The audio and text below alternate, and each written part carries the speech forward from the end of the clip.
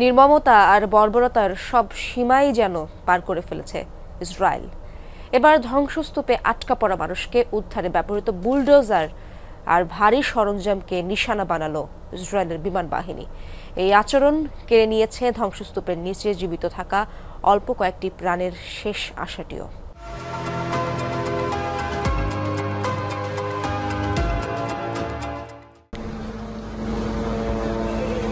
গাজা উপত্যকায় বিভীষিকার যেন শেষ নেই। দিন রাত বোমা আর মিসাইলের আঘাতে কিছুই প্রায় অবশিষ্ট নেই। ধ্বংসস্তূপের নিচে চাপা পড়ে আছে হাজারো গাজাবাসীর মৃতদেহ আর আশ্রয়হীন মানুষের হাহাকার।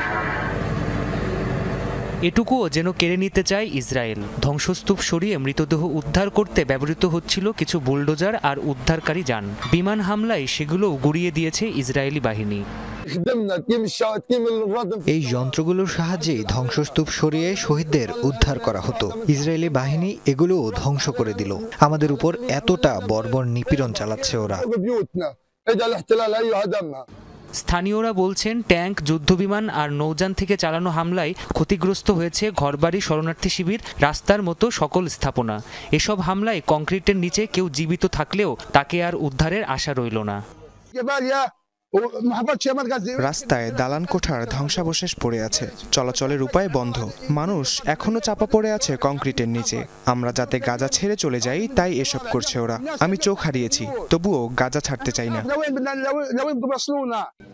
মার্চের শুরু থেকে গাজার ওপর পূর্ণ অবরোধ জারি করেছে ইসরায়েল। যুদ্ধবিরতি ভেঙে 18 মার্চ থেকে আবারও তীব্র হামলা শুরু করে দেশটির সামরিক বাহিনী।